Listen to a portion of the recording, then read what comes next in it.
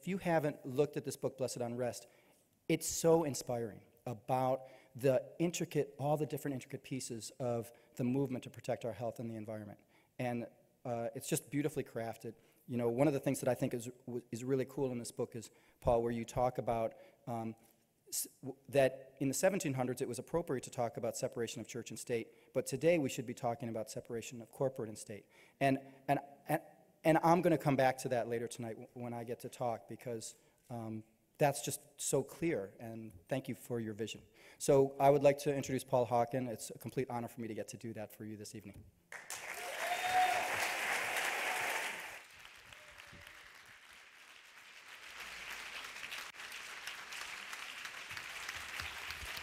Thanks. Thanks so much. You're such a sweetheart. You are.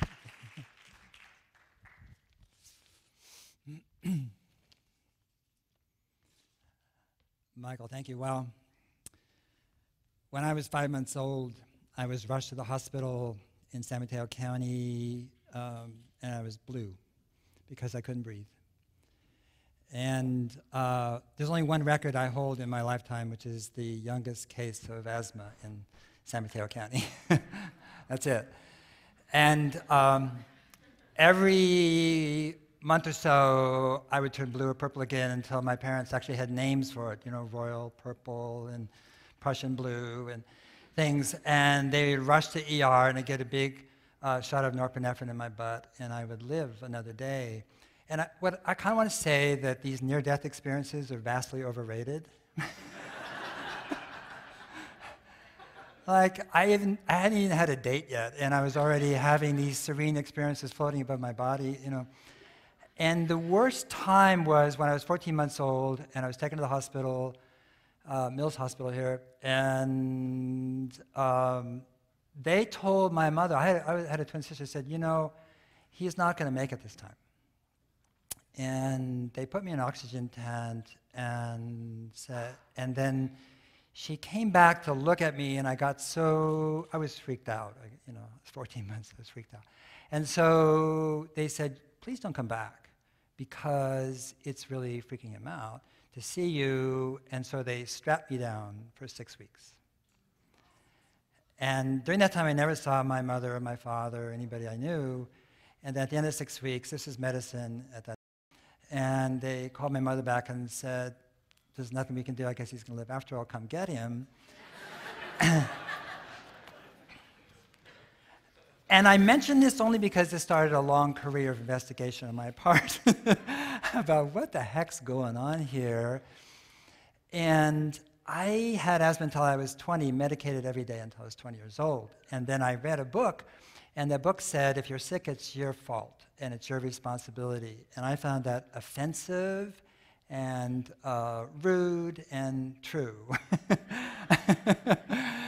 And so what I did is I stripped everything out of my environment, and I ate rice and tea.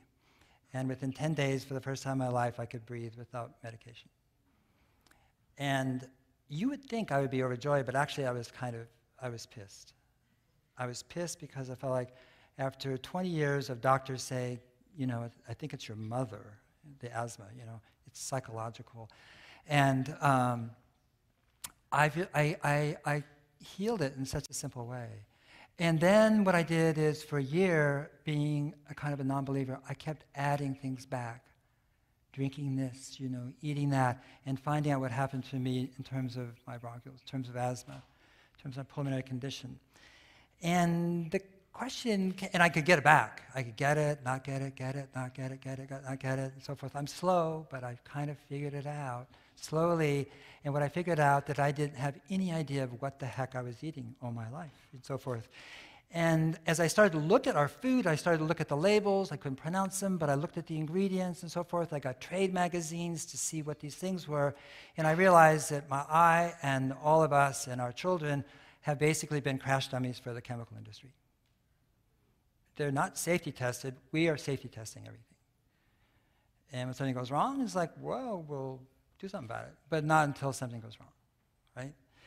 So what I did at 20 is I changed my diet, and I started a natural food company because at that time, there really wasn't natural food companies. There were health food stores where there's women in nurses' costumes and white hosiery selling, nostrums and vitamins and things, but there was no food in there. And I had grown up on a farm mostly, and I thought, well, there should be a food store. And at that time, I was in the Bay Area, and we went to Chinatown, to Japantown, to Lebanon Town, to Mission, to the Seventh-day Adventist Mill in Oakland. It was like Saturday was gone just to do the shopping. And I just thought, gosh, if somebody put this together in one place, it would be a cool thing. And that was called the Natural Food Store. And the only thing like it was in LA, but there was nothing in the United States like this except Farmers Market, of course, but there wasn't many of those. But I started this one in Boston, and in the process of doing so, I was asked again and again, this is the 60s, to debate Dr. Fred Stair, who is the head of the Department of Nutrition at Harvard University. And Dr. Stair was the head of the sugar, he's on the board of the Sugar Association, Kellogg's, and the American Can Council. And the Sugar Association exists to this day, is to demonstrate how the benefits of a pure, wholesome food of sugar. And Dr. Stair at that time said there's no difference between the 300 calories between a donut and kale. They're the same thing. That was one of his famous statements, He was a very interesting guy, and they would pit us against each other, and I was just, I was eating millet, carrot, and beet tops, I know, it's like, I'd kind of gone to the other extreme, but there I was, and I didn't have asthma, and he was calling me a crackpot, and it kind of stung, I felt, I'm the crackpot, whoa, whoa. And then I finally, in about the third time we debated, I said, I've been thinking about this crackpot thing, and I'm actually eating foods from pre-biblical times. And you have 3,000 things in your body that were invented since World War II. And I think you're the one who's basically taking a risk here. You're the one who's experimenting. I'm going to watch and see how it works out for you. And but this idea that somehow that this direct that we call the American food system was normal, and that if you ate out of that, you were a fattest. Remember the term food fattest? So I was called that all the time. And so I became a grower because I didn't trust anything, and I had in 35 states 40,000 acres under contract to my company from farmers that were all organically grown. And in the process, after learning about food additives, I had to learn about agriculture additives, like what the heck was going on. And if you have not been out in an agricultural area where they're aerial spraying, you've missed something. It is so toxic out there, and you have to learn, to me, it was like, well, what's going on here? These clouds of spray, you could smell it, in the next field. The carbamates and organophosphates and organochlorines and the furans and so forth, And there's a kind of a machismo in America about the guys who do this, and they die of cancer, but they are proud of their machismo on the way to the hospital. And so I want to know, well, how do these work? And what's going on? It's like they kill, but how do they kill? And they kill the way almost everything kills. And it doesn't kill. There's no such thing as killing an organism. You do that with a sword or gun. The way you kill with chemicals is you confuse the heck out of it. You just absolutely blow its little mind. And you do it by imitating neurotransmitters. You do it by preventing neurotransmitters from working. You do it like diethylstilbestrol by attaching to neuroreceptor sites and sending Jabberwocky into the system. So what we're talking about here, like an herbicide, it tricks the plant to grow so fast it outstrips its ability to take up water and nutrients. That's what kills it. And when we get killed by pesticides or poisoned by pesticides, it's because it's blocking acetylcholine, right? Which then stops the production of neurotransmitters and so forth. So when you look at the mechanisms of toxicity, toxicity is about sending chemical signals to a living organism that it has no idea where they came from. It is confused. It's a new signal. And the point of this is that, Paracelsus talked about, the doses of poison, goes way back, and that has been sort of the hallmark of chemistry forever. oh, well, if you just don't use too much malathion or parathine or chlordane or deldrin or aldrin or endosulfan and so forth, you're cool, there's no problem. Just a little goes a long ways, too much, it's a problem, right? But he was talking about a time when everything that was poison, there certainly were poisons then, lead. For example, the Romans never figured out, they, lined their wine casks with lead. They didn't get that one. But the point being is that they all came up from the living environment or from the lithosphere. And what we have today is a very different system, which is we take force and heat and vacuums. We put basically molecules together in a vacuum, and then we literally send in high voltage, or we explode it, or we put in butyls, or as my friend John Warner says, futyls, but different catalysts and so forth, and then we sort it out. So what do we have here? Look at this. What does this do? This smells like raspberry. Let's just see what. And then put this in a petri dish. Let's see what dies there in vitro. Oh, look at things are dying. Okay.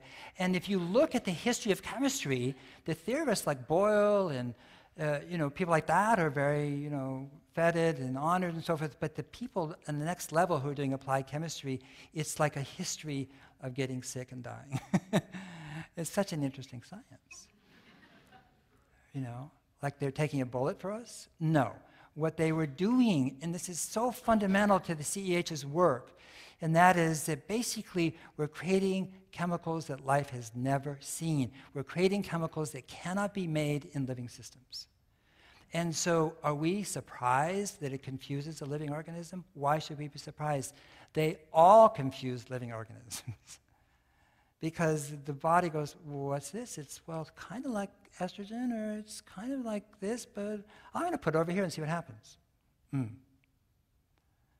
And we have this witch's brew in our environment, and we have all the toxic effects thereof. It wasn't so, it was in the early 90s I met Theo Coburn. Theo, she wrote Our Stolen Future. She was the one who really, at the Wingspread conference in 91, and subsequent to that, really popularized the idea of endocrine disruptors, of xenoestrogenic compounds. In other words, compounds that literally mimicked hormones and so forth. And we were also booked at different venues, and I would listen to her like you're listening to me right now, and then I would speak, but I would always take notes when she spoke.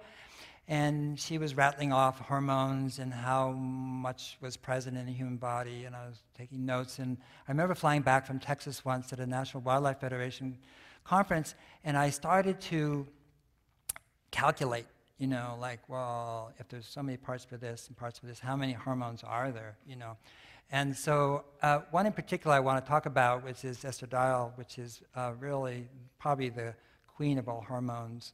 And I feel like Mr. Wizard here, actually, with my string. But you're probably wondering why I have this, right? And it is, the main estrogenic hormone. There's estrogen and estriol. But I mean, estradiol is it. And in terms of hormones, there's 66 other ones. But it has 400 different effects in the body, important for men, too. And bones, teeth, skin, memory, concentration, elasticity, heart health. I mean, obviously sexuality and nurturance and fertility, the things we know about it. But I mean, it is astonishing what estradiol does. It's just unbelievable. And the reason I have this is that I was trying to figure out, well, how much estradiol is in the world, in the 7 billion people are here. And if you take a sphere, and this is the diameter of that sphere, that's how much estradiol there is in the world, in all 7 billion people. That's it. 123 pounds. That's running the whole world. Pretty amazing stuff. And yet, every year, we produce 40 billion pounds of substances and chemicals and toxins that we put out into the environment, onto our hands, onto our skin, into our food, into our paint, into our leather purses and children's candy, that is either anti-estrogenic or xenoestrogenic, that mimics estrogens. That's what we're doing. And so on one hand, you could say, well, God, the human body is amazing, that it can withstand, this little 19-inch little sphere of hormones can withstand that assault on who we are. You know. But at the same time, is it withstanding it? Do we know? Do we know the long-term effects and so forth? We don't, you know. It just keeps working. 40+ billion pounds at minimum every year, year after year after year. In 10 years, it's almost 500 billion pounds that we put into the environment. You know. So when we think of CEH and what you're doing, it's like, you know, yes, Persis, yes, Candy, yes, AstroTurf, yes, you know, what we did this summer. But the deeper issue here is who is addressing this. If you don't do it, who will? So forth, you know. We think of organizations as, like CEH, as organizations that say no, right? No, don't, stop. And of course, that's what CEH does, no question about it. And it says no to violating our mothers, our children, our bodies, you know. Big no. But it also, to me, CEH is an organization that says yes, right, in a very big way. And it says one very big yes is yes to never giving up. And yes to giving. And get rid of the up and just give. Give and give and give. And yes to knowing that preventing the poisoning of the world is a giant yes to our children, to life itself, and to those we will never know or meet, you know. And this can't be overemphasized in terms of how critical this is for civilization. This is not just about removing toxins, because these toxins fundamentally change what it is to be a human being. And not in a way that was prescribed or described by our genetic code, right? Messing with it, so forth. There are many wisdom traditions in the world.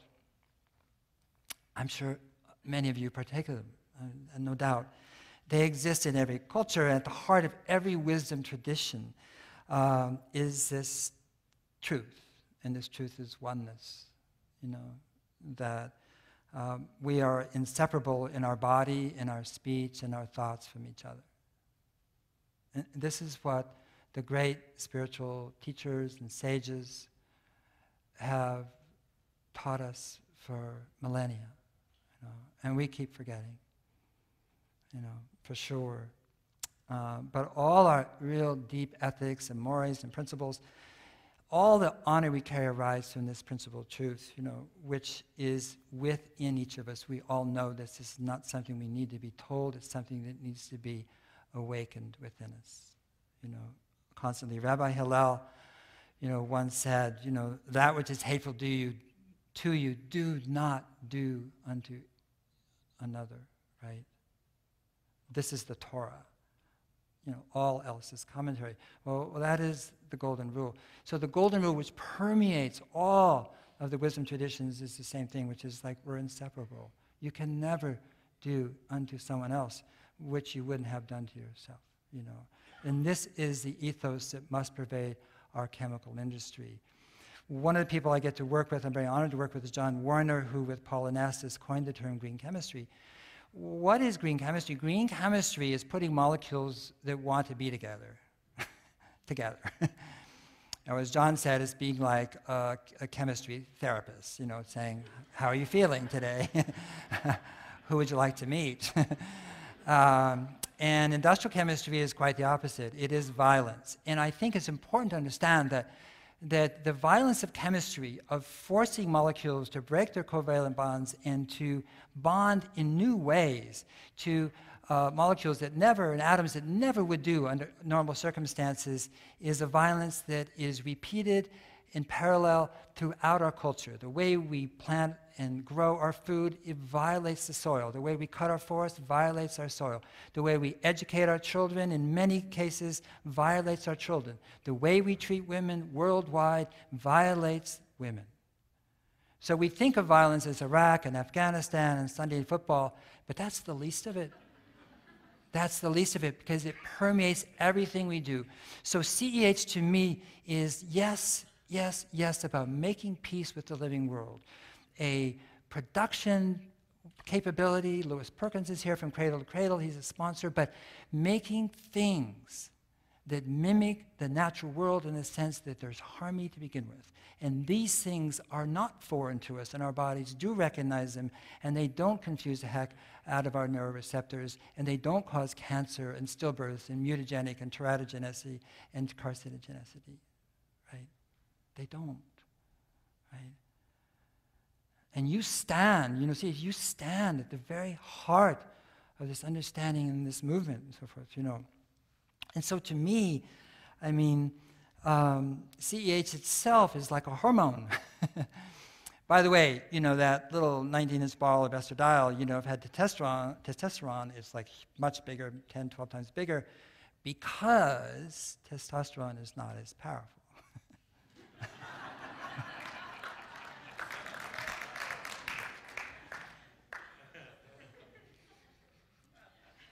Bigger is not better. But it's like a hormone because it is not part of this catabolic industrial system. It is not rich. It doesn't have a super PAC. It can't throw its weight around. It is an information carrier, which is what a hormone does. It carries information. It is transmitting information into the culture, right? And I had the opportunity to speak to one of the staff members, and I was so moved by what she said about the CEH staff. And she said that not only are they incredibly smart and impassioned people, but they take care of each other. And that way they take care of each other is the culture and the vibration that they take out into the world. What a beautiful organization. What a compliment to all of you. What a compliment to Michael Green. What a compliment to leadership and to a board who fosters and nurtures this organization. I just want to really reflect back to you that comment, which is it's not just an organization that is active. There's lots of activist organizations that are pretty dysfunctional inside. And to have and see an organization that embodies what it wants to carry into the world, which is a sense of wholeness, is extraordinary. This is a benefit tonight for really amazing people who have chosen to give to the world. And they are people who could do probably much better financially if they're in the private sector, and they've chosen to do this work. And I just want to acknowledge their service. And it's not a sacrifice to give, but to acknowledge that they have chosen to give to the world in this way. We are here.